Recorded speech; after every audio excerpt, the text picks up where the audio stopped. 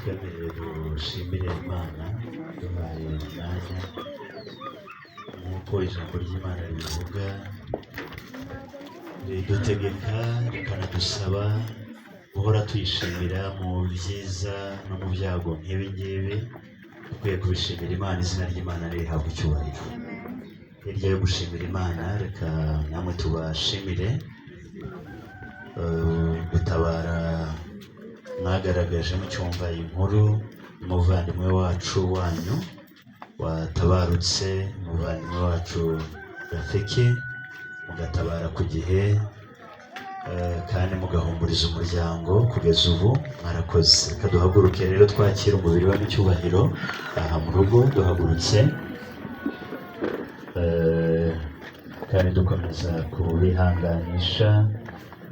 Sabe protokoli badufashe inzira iboneke, ababyeyi basubira mu cyicaro aho bishoboka, cyangwa niba mu nzu bafite aho bicara, inzira irakenewe. Ababishinzwe badufashe protokoli. Uyu mwanya kubera impamvu zitandukanye, ariko turaha kubera impamvu z'urukundo guherekeza umubiri wa Habimana Rafiki. Reka umugirire neza, ndabizi neza ko ari mu biganza byawe, kuko ndabizi neza ko yagukoreye. Mana data wa twese rero, gahunda na porogaramu ukomeza uziyoborere. Dusengeye ugiye kutugaburira ijambo ryawe, ijambo ryawe ryabayeho nanjye ndatari nabaho. Niyo mpamvu dusenge ugiye gukoresha, umugirire neza, mwambike imbaraga, abane nawe kandi umwiyoborere. Urakoze yuko gahunda zose ari uraziyoborera mu izina rya Yesu Kristo umwami wacu. Amen.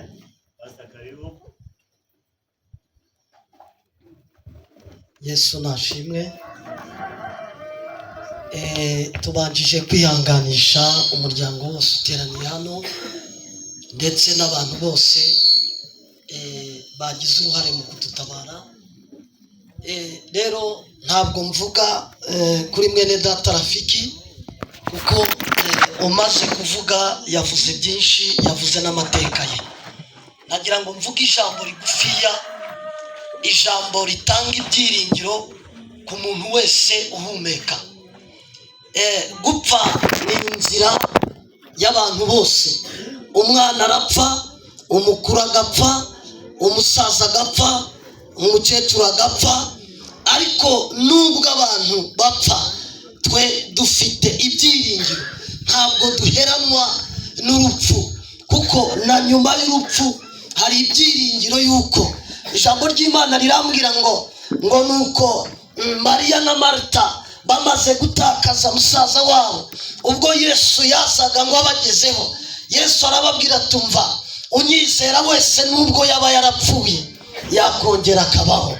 Twe nk'abakristo rero, icyo nababwira cyangwa se icyo nabatangariza, ntabwo duheranwa n'agahinda k'urupfu, kuko dufite ibyiringiro na nyuma y'urupfu. Umwami Yesu yaravuze ngo unyizera ntabwo yaba yarapfuye ariko asongera abeho. Nagira ngo mbwire umuntu uri hano, nagira ngo mbwire umuntu neza amatwi, nagira ngo mbwire umuntu umva cyangwa se waje gutabara uyu munsi, reka guheranwa n'agahinda, reka guheranwa n'umubabaro. Menya ko hari umunsi twebwe nubwo twakwamburwa uyu mubiri twambaye, Yesu nashimwe cyane, uyu mubiri twambaye umeze nk'inzu. Inzu igihe icyo ari cyo cyose ishobora gusenywa bakubaka iyindi nzu. Uyu mubiri twambaye umeze nka envelope, iki gifite agaciro ni uyu mwuka duhumeka. Urupfu bisobanura urupfu abantu b'abanyabwenge, ndetse mu rwego rwo kumenya uko abantu bapfa, urupfu ni igihe umubiri utandukanye n'umwuka w'ubugingo. iyo umwuka w'ubugingo utakiri mu muntu, icyo gihe uyu mubiri ntubasha gukora, uyu mubiri ntubasha kujya mu kazi, uyu mubiri ntubasha kuvuga. nagira ngo mbwire abantu banteze amatwi, icy'ingenzi nibyo koko imibiri yacu tuyifata neza, imibiri yacu turayambika. mbabarira unkuriremo ko iyo eko. iyi mibiri yacu turayambika, iyi mibiri yacu turayigaburira, iyi mibiri yacu tuyisiga amavuta. ariko nagira ngo mbabwire, tujye tumenya no gutegura ubuzima bwacu bw'imbere, bwa buzima bw'imbere. ijambo ry'Imana rirambwira ngo ubwo bugingo bwavuye hehe? Imana yaremye umuntu mu itangiriro, ifata icyondo iragitobatoba, ariko nta buzima bwabonekaga. ubuzima bwaje kuboneka ryari? umuntu yaje kuba umuntu ryari?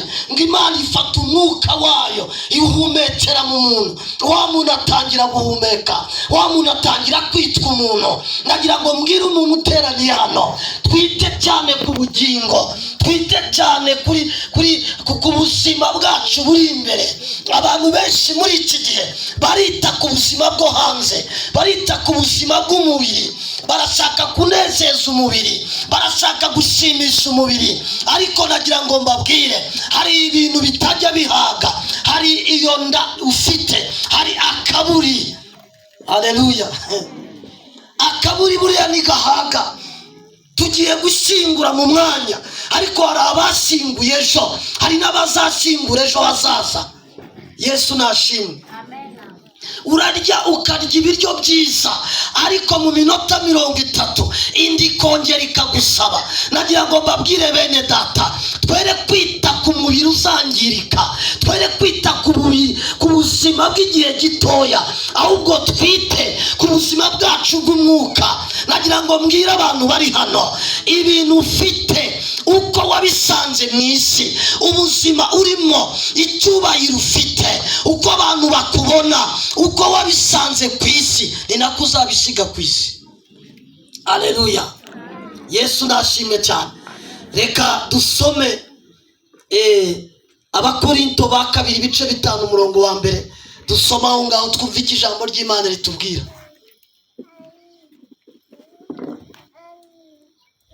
Abakorinto ba 2 ibice 5 umurongo wa mbere. reka mwene data haguruka dusomere. amen. tuzi yuko niba inzu y'ingando yacu yo mu isi izasenywa, dufite inyubako ituruka ku Mana, inzu itubatswe n'intoki, itazashira yo mu ijuru. kuko tunihira muri iyi ngando twifuza kwambikwa inzu yacu izaba mu ijuru, kugira ngo tuyambare tuzasanga twambaye ubusa. kuko twebwe abari muri iyi ngando tuniha turemerewe, cyakora si uko dushaka kuyamburwa, ahubwo nuko dushaka kwambikwa ya nzu yindi, ngo igipfa kimirwe n'ubugingo. yesu nashimwe cyane. mu Bakorinto ba 2 ibice 5 ijambo ry'Imana riratubwira amagambo akomeye. ijambo ry'Imana riratubwira ngo dufite inzu tubamo. inzu ushaka kubwira mwene data, ni uyu mubiri wambaye, ngo uyu mubiri watwambaye, ngo tuwunihiramo, turarwara, tugahura n'ibibazo bitandukanye, tugapfusha, tugahura n'intambara, tugahura n'abantu baduhemukira. ariko nubwo iyi nzu tuyibabariramo, ariko twebwe abizeye Kristo nk'umwami n'umukiza, dufite ibyiringiro byo kuzambikwa indi ngano cyangwa se indi nzu izaturuka mu ijuru. nagira ngo mbwire abantu bateraniye hano, uyu mubiri twambaye ni uw'igihe gitoya, ariko twabizeye Yesu nk'umwami n'umukiza, dufite ibyiringiro. muri Yohana ibice 14 umurongo waho wa mbere kumanuka, Yesu abwira abigishwa, arababwira kumva, reka imitima yanyu ntihagarare, nimuhagarike imitima yanyu, mwizere Imana kandi nanjye munyizere. arongera avuga amagambo akomeye, aravuga ngo mu rugo rwa data hariyo amazu menshi, ndagiye. arongera asezeranya isezerano rimwe, ngo nzagaruka mbajyane aho ndi, namwe muzahaba. haleluya! haleluya! iri jambo ushobora kuba urisoma, iri jambo nshobora kuba ndisoma, ariko abantu benshi barisobanukirwa uburyo butandukanye. Nagira ngo nkubwire ngo igihe cya mwene data Rafiki cyageze, aragiye wa mbere. Haleluya! Yesu abanje kumutwara. Icy'ingenzi ni ukumenya, ese nawe Yesu umunsi azaza kugutwara azasanga uhagaze gute? Haleluya! Azasanga ubayeho gute? Niye mico ufite muri karitsiye? Niye myitwarire ufite mu muryango? N'ubuhe buryo witwara ku bantu? Uri umuntu utumva, uri umurozi, reka mbivuge, uri umusambanyi, uri umujura, kandi ngutegereje Imana izavuga. Haleluya! Haleluya! Iri jambo nitekerezeho, nsanga yuko Yesu yaravuze ngo nzaza mbatware. Mwebwe mugira ngo azaza gutware gute?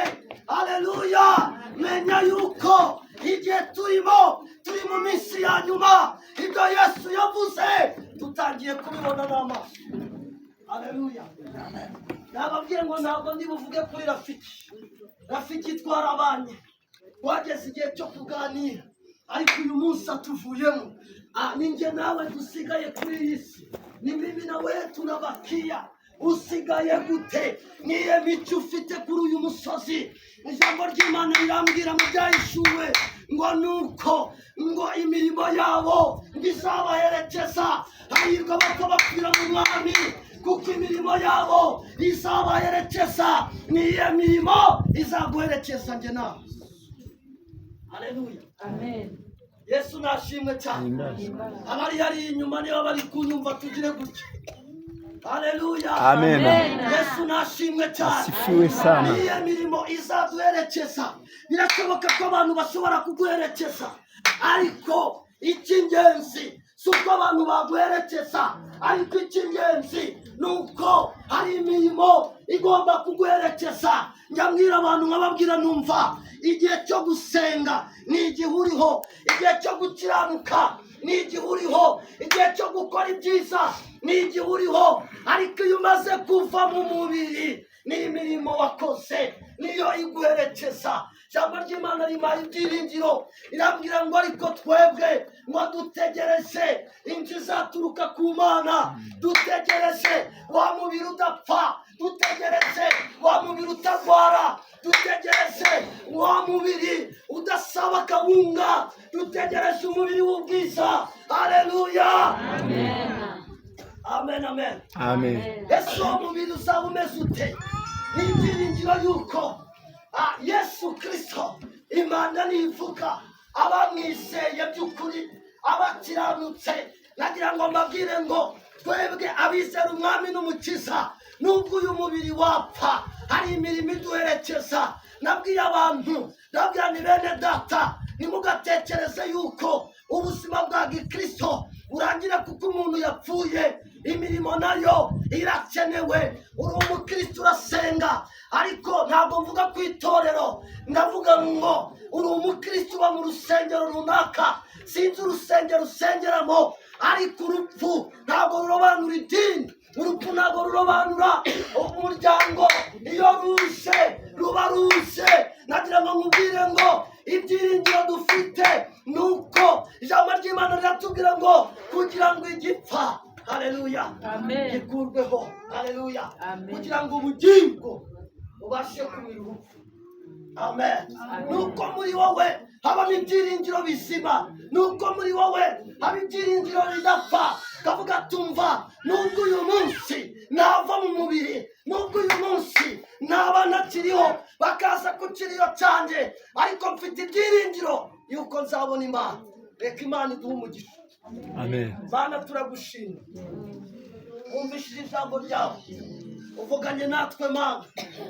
Ijambo ryawe ryatubwiye ngo nubwo tuba muri iyi ngando, tukanira muri iyi ngando, ariko dufite ibyiringiro ko hari indi ngando izaturuka ku Mana.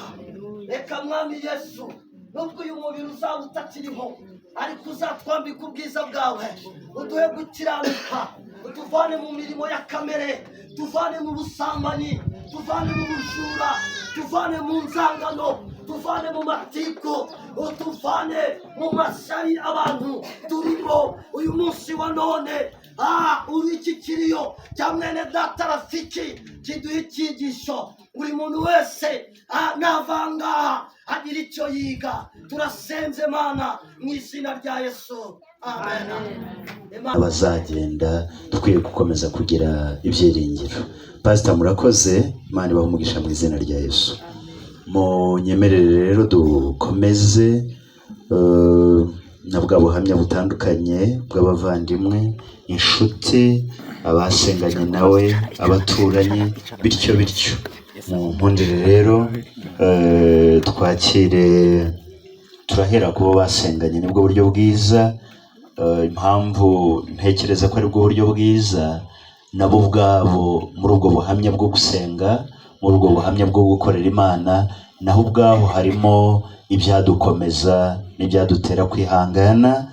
Nyuma y'abo bavandimwe basenganye nawe, hari abahitegura abavukanye, umubyeyi we n'umugore we. Turabanza rero haze Pastor Mababa, twemerere aze.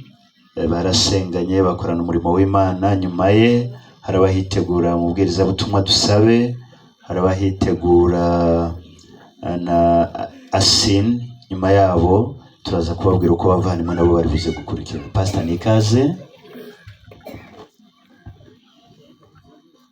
Murakozwe. Gusa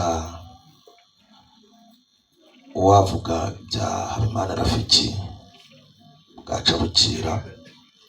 Rafiki abantu benshi hano baranzi, kandi banzi ndi inshuti ya Rafiki, bana na Rafiki. Rafiki ngiye kuvuga ibintu bikeya kuko maze iminsi hano, abo twabanye nagerageje no kubivugaho. Rafiki rero twabanye akiri umusore, nanjye ndi umusore. Rafiki tubana, yararongoye nanjye nararongoye. Rafiki uko twabanaga mu buzima bwo gusenga, yambereye inshuti cyane, mbere umuvandimwe wa bugufi. Aho nagiraga ikibazo, Rafiki naramwitabazaga akantabara, nawe yagira ikibazo ngamutabara. Ikintu kimbagurukije kuvuga kuri Rafiki, Rafiki ni byinshi yangoreye ndari nimukiri Kigali.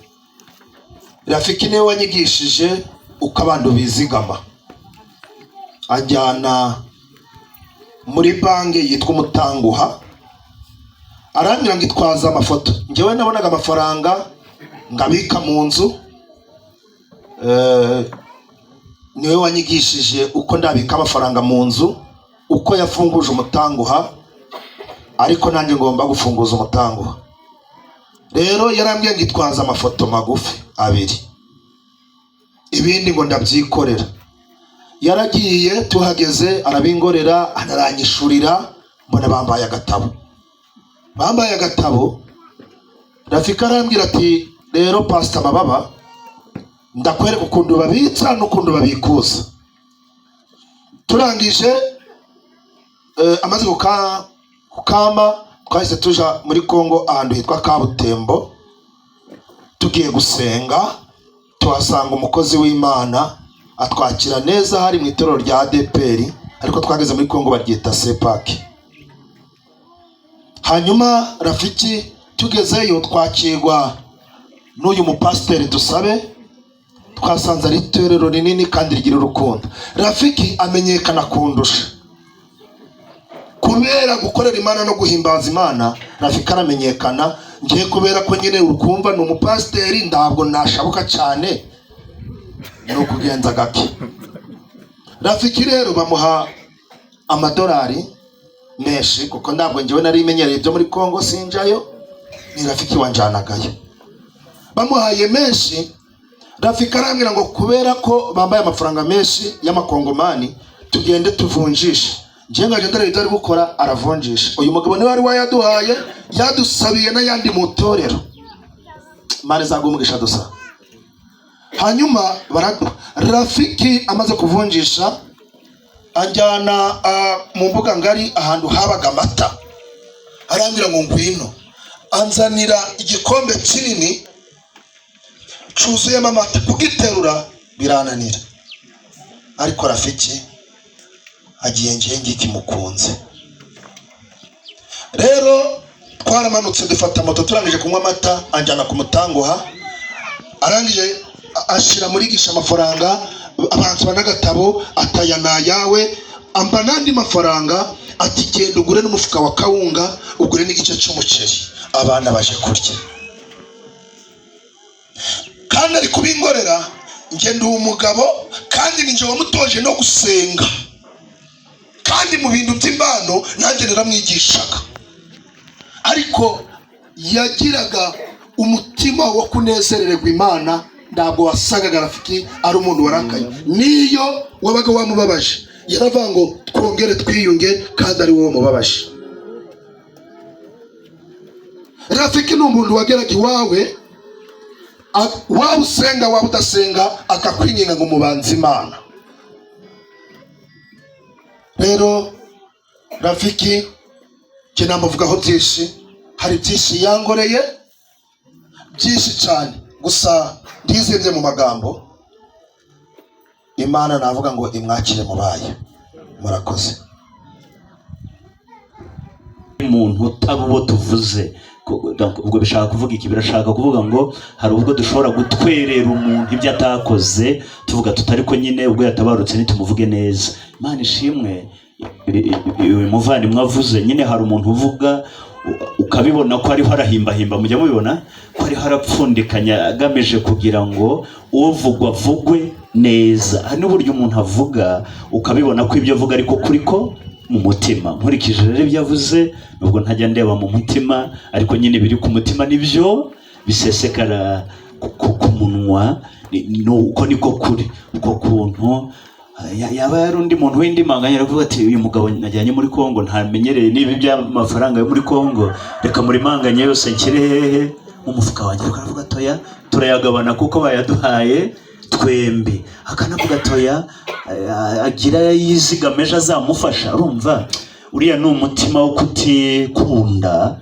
ugakunda abandi, kandi ni ukuri pe, nakwikunda nakunda abandi, igihe kiba kizagera ukagenda. Mba mbona rero icyiza habamo gukunda abandi, ukikunda yego ntiwiyange, ariko ukazirikana n'abandi, kuko ibyo wabika byose n'ibyo watunga byose nyine igihe kiba kizagera umuntu akagenda, hanyuma nyine abandi bakiriho bakabisigarana. Si yubatse. Dusabe umuvandimwe umubwirizabutumwa, dusabe ni ikaze. Rafiki mufitanye amateka byo nanjye ndabizi, ni ikaze. Yesu ashimwe. Ntabwo ndi butinde. Rafiki twamenyanye 1997. Sinzi abantu bazi kubara iyo myaka niba bari buze kuyimenya. Twamenyanye yiga primaire, dusengera muri zone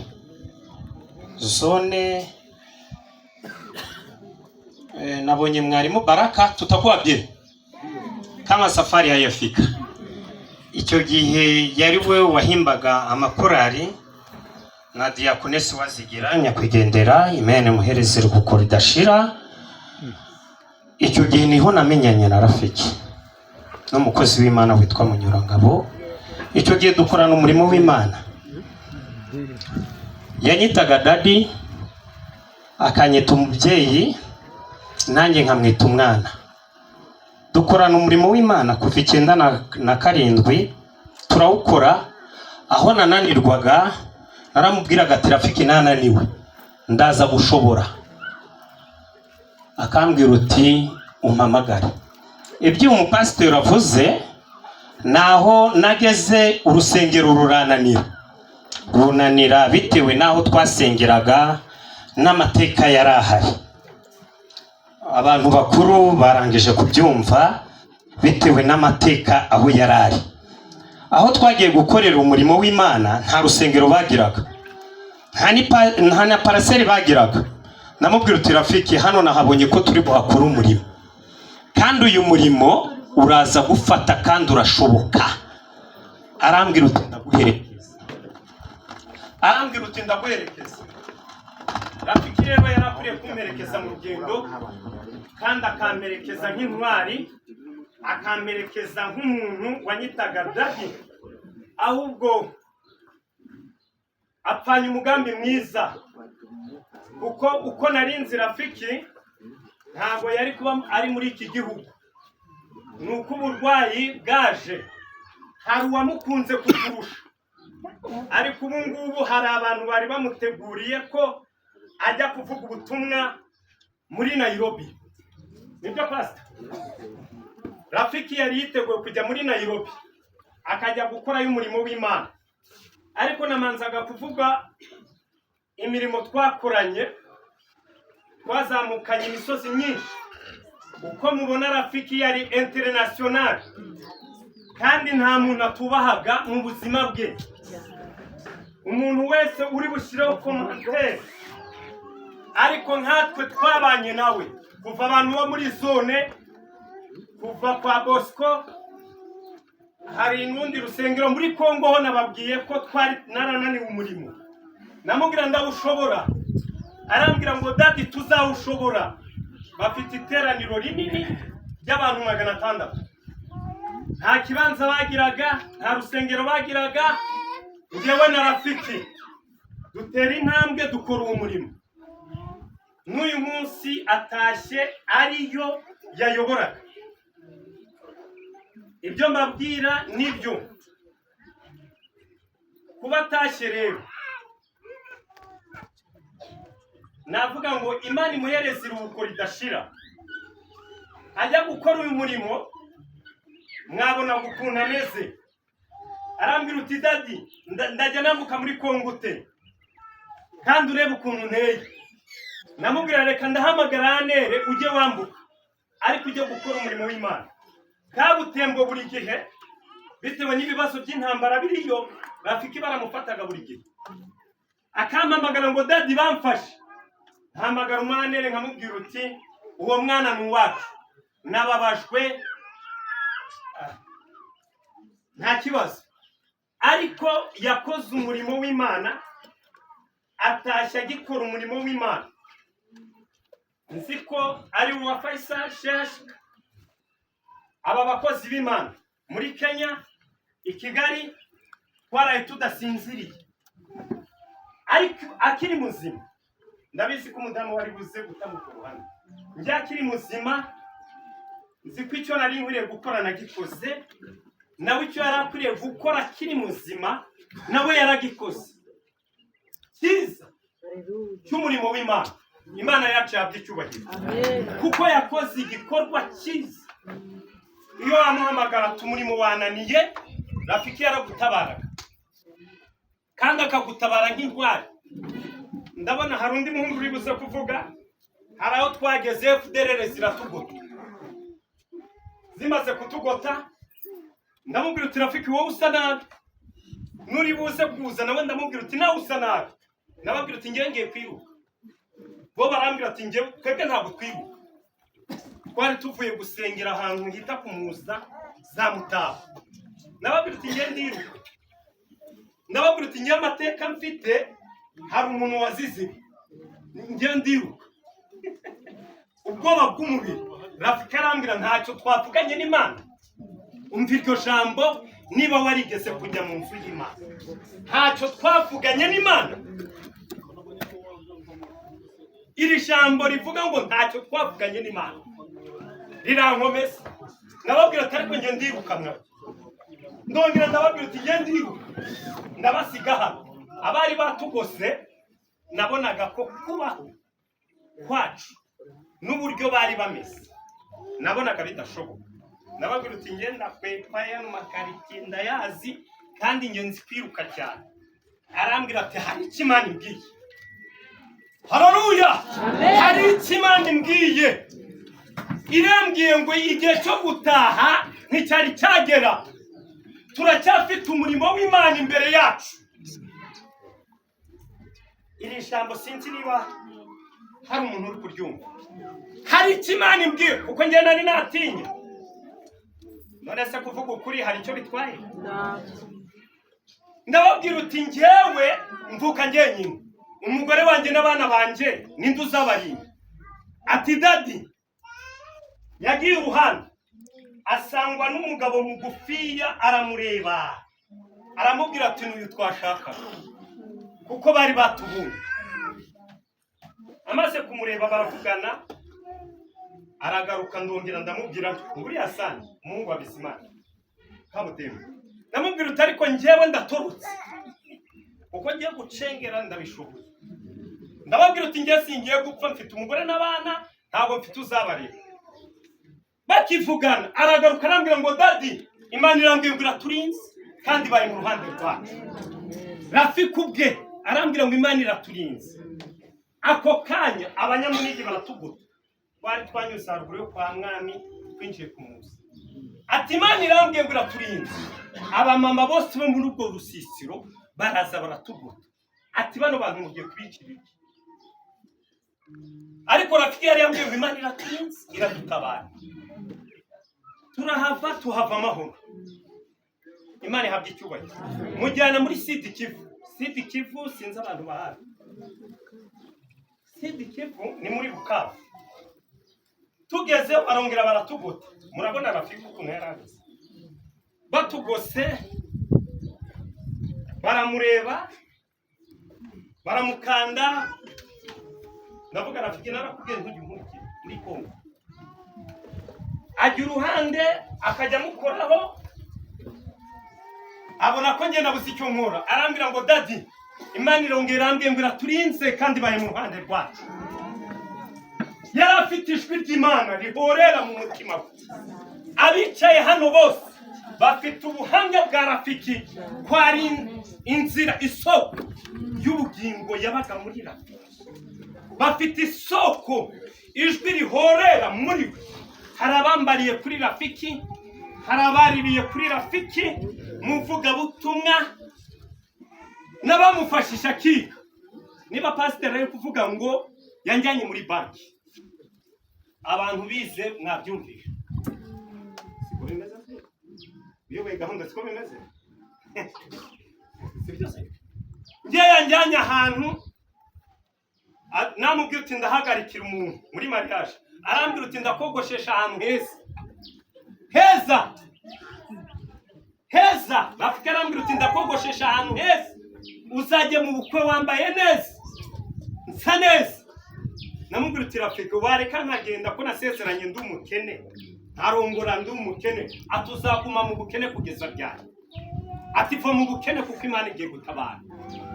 Nanjye ubwanjye naramubwiraga ngo Imana izagutabara. Tutavuze ku mateka ya Rafiki muri Sud Kivu, aramubwira uti nubwo wagambiriye kuri twe, reba umuntu ufite imbunda muri Sud Kivu. Sud Kivu ni muri Bukavu, ni Buzi Burenga, niyo twari twagiye gusengera. Buzi Burenga ubwo nabahunde, nabahafu, nabaki, nabatwa, nabo twabaga duteranye. Sesere kasinza abantu bayisi ibiruti yingiye. Sesere arambwira uti dadi ngiye kubona ijambo aha hantu. Uyu nguyu wari ugiye kundasa ngiye kubona ijambo. Namubwira Rafiki urabibona? Ahita ahagarara aramuhanura. Aramubwira uti hari iki Imana ibwiye kuri wowe? Urajya kundasa hari iki Imana ikuvuzeho? Haleluya! Hari iki Imana ivuze kuri wowe nubwo ugiye kundasa? Kandi nicyo ugiye kumbora ndi umukozi w'Imana. Uwo ni Rafiki. Ngiye ibyo yakoze nari ndi kumwe nawe. Silvras. Amaso ku yandi, umubiri ku wundi. Ibyo mvuga n'ibyo nzi n'ibyo nabanye nawe. Amaze kumubwira ubutumwa aramubwira uti kandi nuva hano barahita baguporominga i Kinshasa. Wari kapiteni ariko uraba koloneli. Kandi muri kano kanya tugiye kuvugana n'ubwo ugiye kunyica. Reba muri message ya Kinshasa baguhamagara. Mumbwire ngo Yesu ashimwe. Ako kanya namubwira ngo reba telefone yawe hari message yaje ivuye i Kinshasa. Nkunda sutari wabimbwiye. afungura message telefone abona ikintu asaba muhamagaye data wo mwijuru yahabwa icyubahiro Amen. ahita abwira besikoti be ataba abantu n'abakozi b'Imana twari turi kumwe na musaza wa mama Semukari yitwa Baba Desanche yitwa Totene Bishop Mikongo uyu muntu ateye meta abo bantu bahita bavuga ngo Rafiki dukwiriye kujya tumugaburira kuko yarabayeho neza nk'umusuru umugore ariko nishimaga ko uko yarabayeho yadusigiye abana dusigira reka mbivuge yadusigiye abana dusigira n'umugore yemwe mw'abakristo nzi ko ntawe utabatijwe nzi ko ntawe utemera Imana abafashaga Rafiki ari muzima ari uko yabahanuriye kuko twebwe badukunda kuko twahanuriye reka tubivuge neza badukunda kuko twahanuriye bakatwambika kuko twabahanuriye bakatugaburira kuko twabahanuriye mwakongeye kugaburira abantu bana ntibabure mitiweli mwakongeye mukamukura mu bipangayi ko byabaye byiza kuko hari uwo yadusigiye dukwiriye gukora imirimo kuri Rafiki icyo birarangira nza kumubaza njye mvuka ikabutembe ambwira ariko Rafiki ugira ababyeyi arambwira urabona ndamubwira Rafiki ndi kurukumbeye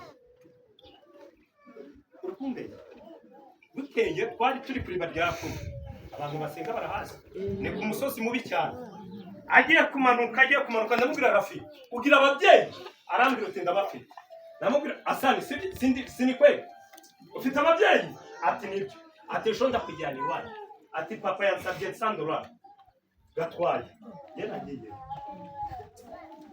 sinzi niba aho wavuyeyo ntabwo bise niba aho wavuye mu muryango kwasi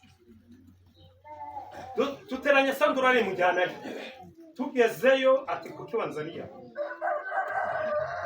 nari nateguye kuguha iparaseri ariko uzagenda ugaruka na n'ubu ngubu narindi kuvugana nabi wa kuki mutazi ariko nubwo bataza ariko mwe mwaje Yesu abavuga nubwo bataza twebwe siko twakoze arema ko wabaye undi siko yabaye nawe wabaye mu mubabaro wawe wowe uri inyuma wabaye ngiye kurangiza maze kumujyanayo baravuga ngo hari icyo bazamuna twavuganaga ubashije umugore we na murumuna we aho duheruka kuvuganira yarambwiye ngo dadi mfite inzozi zo gukorera Imana ndi muri Amerika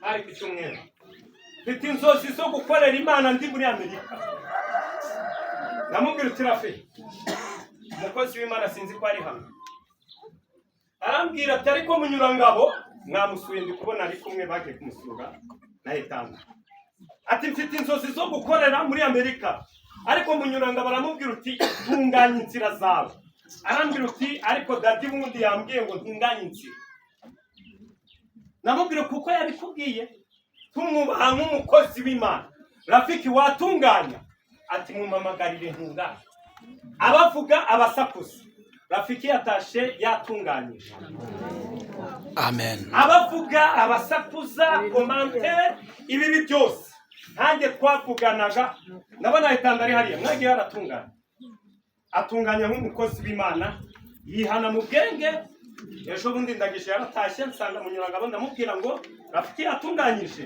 arambwira ngo Rafiki yaratunganyije atunganya nk'umukozi w'Imana mu bwenge commentaire yose nziko Rafiki aruhutse uwo yarafitiye ideni intege nkeya ze zose yari yaratunganyije ibibazo bye byose ntange dadiwe Imana ibaha umugisha ariko asize abana ntibakabure mitiweli twari dufite icyifuzo ngo abe mu mupangano ba Bishop bavuye i Kigali ba Bishop bavuye muri Tanzania twebwe twari dufite intengano batari bugume mu mupangano igihe nyiki ngiki Rafiki ntabwo yari kubatondesha kandi ndahamya ko igihe nyiki ngiki babandi bamufashaga abahanurira babandi bamufashaga abafasha umurimo w'Imana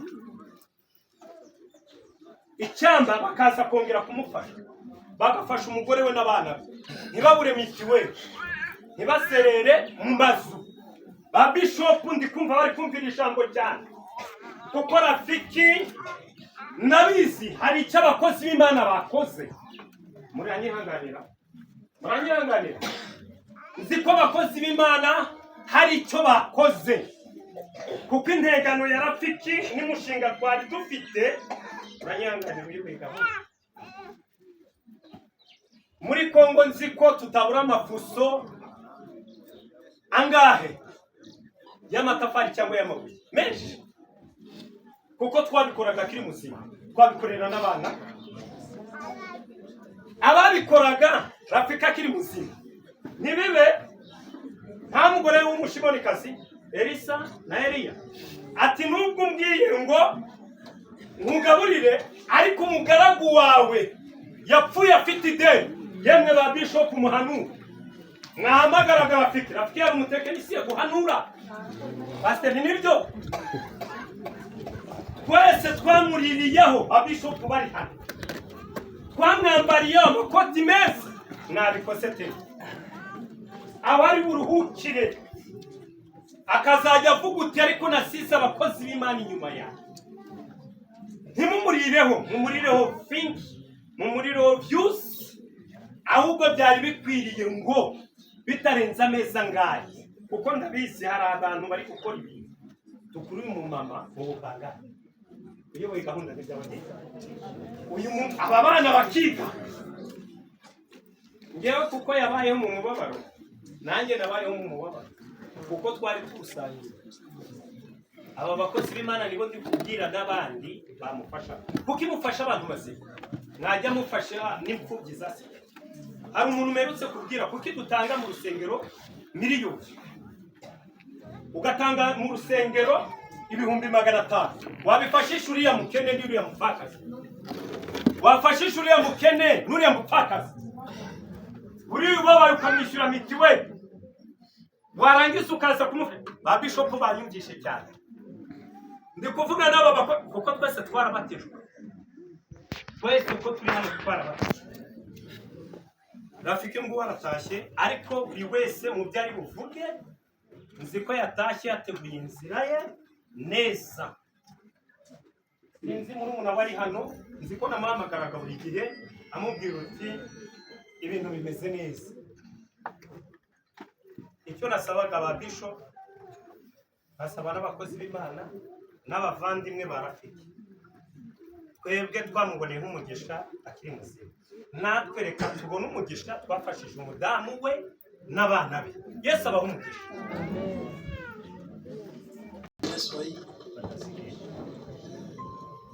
Kwa majina ni Hassan, niko kiana wa Bizimana, sio kama wa Bizimana. Wandaruhutse hapa petit frère aliteka sisi kama mwisho. Niko mtoto wake wa kwanza kwa bibi yake mkuu wa Goma. Nimejua Rafiki siku ya kidogo sana, lakini usiku zenye nimejua hapo nilipata kuna kisi kusaba lisema tulendomba na Rafiki kibati, sio bana maya kibati, bakatufungaka. Mimi nakumbuka ile siku mimi nikapata bahati nikaponyoka na mama moyo kwa mtu wa Maria, akawakia na hapa na Rafiki. Kuanzia kibati kufika OPRP pale, wanatia bariere wanatungua watufunge na M23. Kwa wakati Goma ilikuwa mzuri sana, lakini Mungu atufanyiaka kitu cha mzuri. Bakristo yote ya Muniki, Bakristo yote ya Kibati wakatusemea na tukatoka bila kulipa na dolari moja. Mimi ni zalio familia wa Katoliki. Maana yao kwetu wa mingi wa Katoliki. Babangu yeye pekee alikuwa Muislamu, mimi nikazaliwa Muislamu. Nyuma babangu akakufa nikakuwa Mkatoliki. Lakini juu ya Rafiki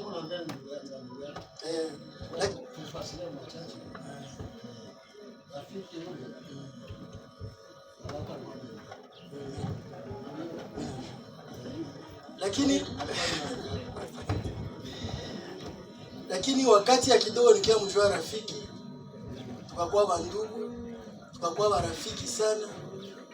Lakini mimi na regrete yako mjua amekufa. na sie kana tena nani mwingine na siomba naye. Kingine naweza ongeza tena. Mingi nimewaambia Goma Kikuye, mna Goma leo ngambo ya kule kwao rafiki wa kubala na CPG waliza na kukuwa. Kubala na carte simu ya MTN. Asante. Donc bakasema unavukana kwa Rwanda, shibu tetu tunakuwa na jificha. Kama mnaweza na watu wafike hapa wachukulie, lakini tutafika. Mungu awabariki sana. Na Mungu ampumzikishe rafiki kwa amani. Asante. Nakoze barakubera impamvu z'ibi bihe by'umutekano wo hakurya se waza aha gasubirayo bakamenya ko yavuye aha, hari abo byagiraho ingaruka, kandi nyine ibibazo by'umutekano murabizi hakurya. Ahagarariye benshi rero yakoze gutabara. Reka dukomeze twakire abavandimwe n'inshuti twihuta.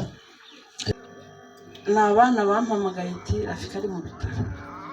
Njyayo ngize umugisha nsanga ubwenge bwe bukiri ku gihe, turaganira, anshimira umuryango. Yagiye ambwira amazina menshi yo muri famiye yacu, ati uyu n'uyu yagize icyo akora, ashima umuryango wo kwa Nyirarume, aravuga ati bangiriye neza, ntago nari nzi ko umuryango wakwikorera ikibazo cy'umuntu. Turaganira, ambwira ko yarangije gutunganya, umukozi Nyirangabo yaramusuye pe arihana. Numva ashimye Imana ko uyu muntu arwaye akihana burya bari byiza. Yambwiye bagata wacu batoya bagiye bagira umumaro mwinshi wabo w'amafaranga n'intambwe. Numva ndashimye. Ambwira abantu benshi bamufashe muri CH b'abaganga, ati uyu n'uyu yagize icyo akora, sinari nzi ko yakwibuka ko tuvida imwe. Arambwira ati umuhungu wawe yaramfashije, ntago nari nzi ko yamenya. Arambwira ati ariko ubwo wavuye muganga ariko ko ari njye uje gusura. Ndamubwira Rafiki, ubwo ukumva ntava muganga aricyo kinzanye, ngiyewe ujye umenya ko ndi umuvandimwe wa hafi cyane, mubyara wanjye, kandi mubyara w'umuntu ni ikintu kiba gikomeye. Ni nk'uko umuntu yava mu nyirasenge w'umuntu. Aganiriye nawe numva ndishimye. Nsubiyeyo nsanga ari kugenda, iminsi igenda imusiga. Nongeye gusubirayo ngira umugisha nsanga umugore we arahari, nawe turaganira. Ariko icyo gihe Rafiki yaratakimenya ngo uyu ni nde wansuye. Uwo munsi ntiyanamenye ko nahageze. Umugore niwe twaganiriye, ndamubwira rero ngewe ndi mubyara w'umugabo wawe, ndi umuvandimwe wawe. Turaganira cyane, waza ufite abana bangahe ashobora kumbwira, turaganira. Nejejwe nuko Rafiki yagiye atunganyije, nejejwe nuko Rafiki adusigiye izina, adusigiye abana n'umugore. Icyo ni ikintu cyiza. Iyo burya umuntu apfuye nta mwana asize birababaza, bikababaza n'umuryango. Ariko Rafiki asize abana, asize n'umugore.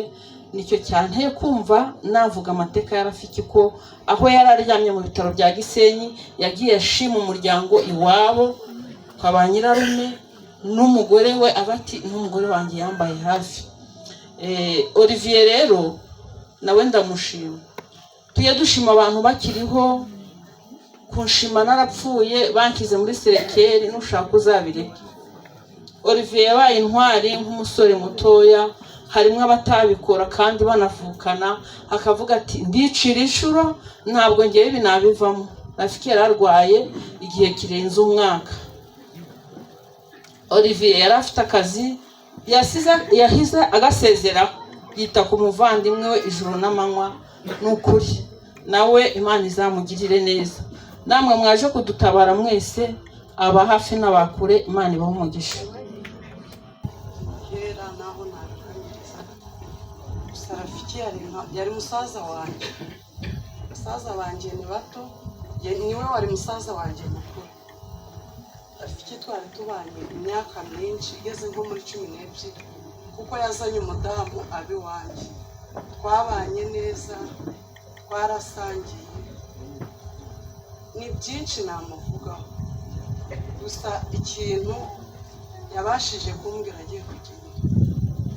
Arampamagaye ari kuri telefone, arambwira mama Kenya, uri umuturanyi wanjye wa hafi, nashatse mbi wawe, nzi ko ukundana n'umuzamu wanjye, ntuzamwibagirwe, ntuzibagirwe n'abana banjye. Izo nshingano yansigiye nzasikora, no kuva bino byaba nakomeje kubikurikirana kuzarinda uvuye mu mubiri. Murakoze. Hari bambe kugira ngo hari undi muvandimwe aranyihanganira umwabo gatoya. Nshaka kuvuga kuri Rafiki na magambo makeya cyane. Rafiki mu minsi mu kwezi kwa kane ubwo nari mfite umurwayi ku bitaro, wari urwaye kuko Rafiki nawe yararwaye, ariko mu by'ukuri ndashimira Rafiki, yararwaye pe arembye, ariko kubera urukundo Rafiki yagiraga nkuko muri kugenda mu bigaragaza, ariko Rafiki yabaga ku gitanda aryamyeho akaza agasura umurwayi nawe ndwaje, kuko nanjye nawe ndwaje mu myamba wanjye nawe yararwaye kanseri, ariko noneho Rafiki kuko yaranze cyane, ariko noneho Rafiki yabaga ku gitanda ariho kandi arwaye, akaza akagera kuri chambre yo mu yomba yararwariyeho ari njye murwayi wari uhari. Ariko mu by'ukuri ikintu cimese Rafiki, ndibuka neza mu kwezi kwa kane yararwaye pe, ariko natangajwe no kubona ji yarafite ku bantu bamusuraga,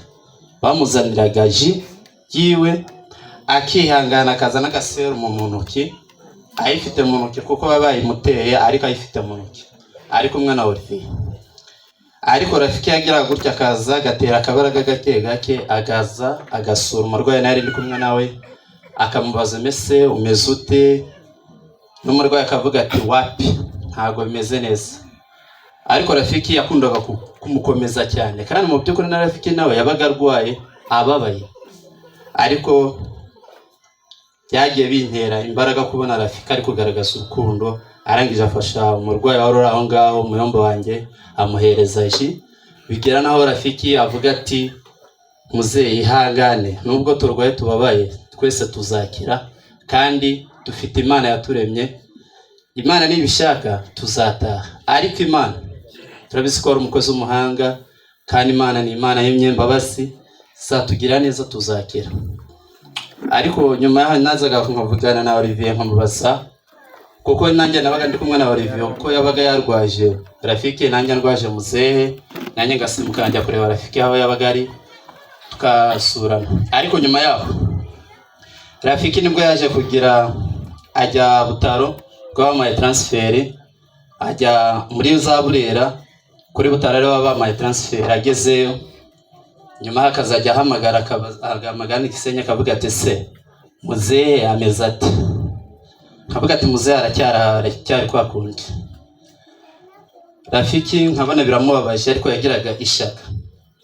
Nyuma yaho Rafiki natwe baza kuduha transfert tuva ku bitaro bya Gisenyi, tumusanga kuri Butaro. Tumusanzeho twasanze Rafiki adutegereje, aratwakira nkuko nyurumva ko natwe twatuvuye mu bitaro bya Gisenyi tugiye muri Butaro, Rafiki ari wowe wagezeho mbere. Tusanga Rafiki arahari aradutegereza, araza aradusuhuza, maze kudusuhuza ubona afite ishaka n'urukundo. Arangije rero Rafiki akazajya, kuko ntabwo barwariye hamwe, Rafiki akava muri chambre yari arimo hepfo akazamuka akajya gusura umurwayi, akamubaza ati se ameze ati. Rafiki pe yarafite urukundo mu buryo bwose bushoboka. Ni byinshi navuga kuri Rafiki, ni byinshi, ariko nababajwe nuko Rafiki kubona yumvise bavuze ati ngo baradusezeye ngo dutahe tugende, kuko twebwe umurwayi twari dufite yari ameze nabi. Ariko mbona Rafiki asigaye afite agahinda, yikorera akaboko yifashe gutya, kuko yabonaga ko twebwe umurwayi dufite bigiye kurangira. Umurwayi turamujyana, ariko Rafiki asigara kuvuga ati muze ihangane, uramera neza, ntacyo uraba pe, ihangane. Rafiki akamukomeza, ariko gusa Rafiki ku rundi ruhande yazaga akambwira ati ewane ndabona muzehe byanze rwose, gusa Imana imufashe mugereyo amahoro. Natangajwe no kubona tugera i Kigali tujyanye umusaza. Rafiki nagiye kubona telefone arahamagara avuga ati se mwageze amahoro? Ndavuga ati yego twageze. ati Imana ishimwe. Gusa nanjye mbabajwe no kumva Rafiki ku cyumweru bwo twakiriye inkuru mbi ko atashye. Gusa icyo navuga kuri Rafiki, Imana imuhe uruko ridashira, kandi mbonera no gukomeza ababyeyi Kecuru murumuna we Nani Olivier n'umugore we bakomere bashikame, kandi namwe nk'inshuti ze mwese namwe mukomere mushikame. Imana ibahe umugisha. Murakoze.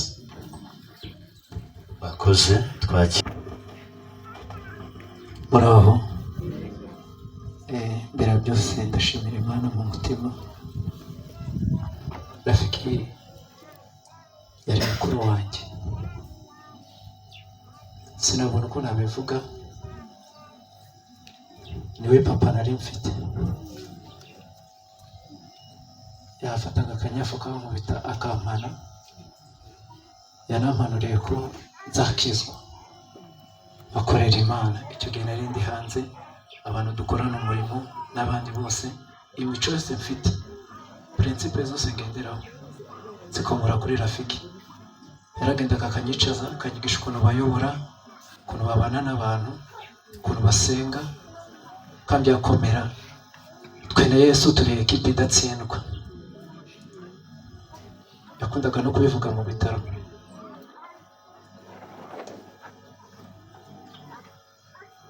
Sinabona uko nabivuga, ariko navuga byinshi kuri we. Ubu burwayi abumaranye umwaka hafi n'amezi 9.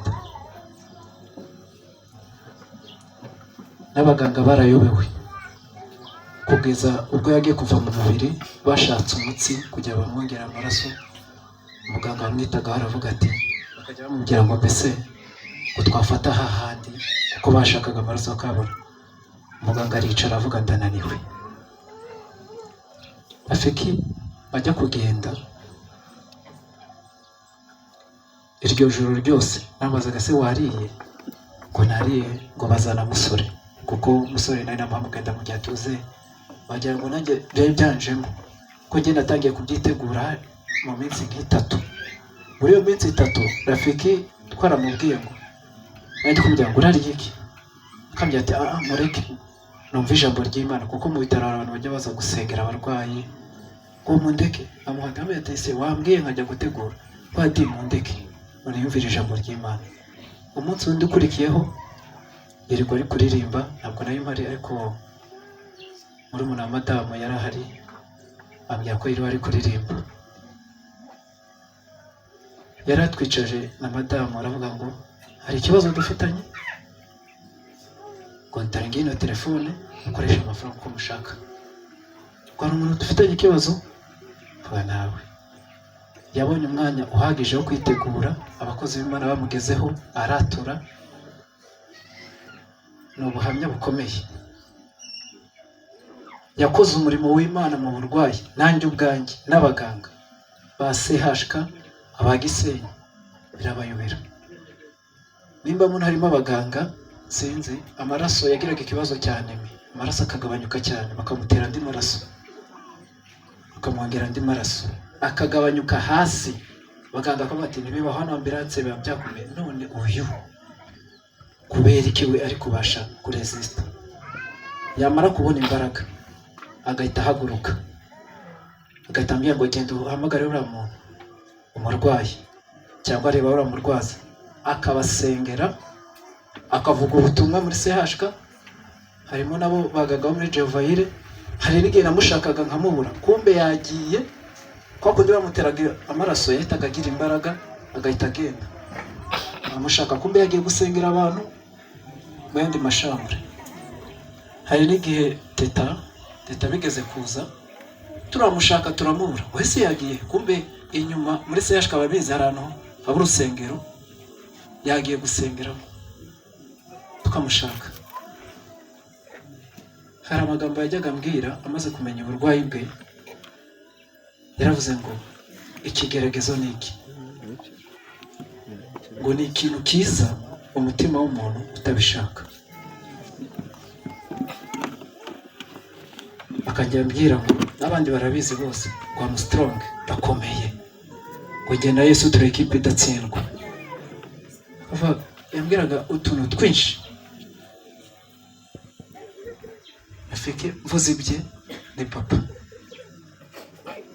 Ajya kugenda nabuze amahoro, ubundi nahitaga niruka nkajya kubwira abaganga nkababwira uko bimeze, ariko nanjye imbaraga zarashize. Akajya ambwira ngo nyegamize mu bituza by'imbabazi. Nkamubwira ati none se wariye ahubwo ko ibyo ngibyo uri kumbwira nicyo bimara? Ngo oya, ngo hari impamvu ngo nyegamize. Icyo gihe imbaraga zarabuze, njya hanze kubera ko atariye, ndongera ndagaruka ndicara. Akajya ambwira ngo urananiwe, ngo humura, gukomera. Ntabwo namuherekezesha amarira kuko nzi neza yuko yagiye mu ijuru. Yagiye mu ijuru, yabaye intwari, ni imfura kabisa. Naramubwiye ngo basi mbwira, uwo munsi wagira ngo nawe mbizi, mbwira nihe mishinga ufite, nihe bintu basi n'ibindi bibazo ufite umbwire, byibura nubwo byaba ari mu magambo cyangwa mu bitekerezo, njye nzabyubakireho nkomeza. Wagira ngo nawe mbizi ko ari butahe. Nabivugaga nk'umuntu nyine ko akunda kuganira n'umuntu, akanyambwira ngo nta kibazo, ndeka nta kibazo. Nkamubwira ati mbwira, ngo mu kanya. Ariko yagiye mbireba, nanjye birantangaza. Ndavuga ati ariko kubera ko yambwiye ngo I'm strong, nkomeye, nanjye ndakomeye. Mvuze byinshi kuri we, narira kandi sinifuza kumuherekezesha amarira. Numve ko Rafiki yagiye neza, yarihannye, yambwiye byinshi, byose sinabivuga hano, bwakwira bugacya. Murakoze.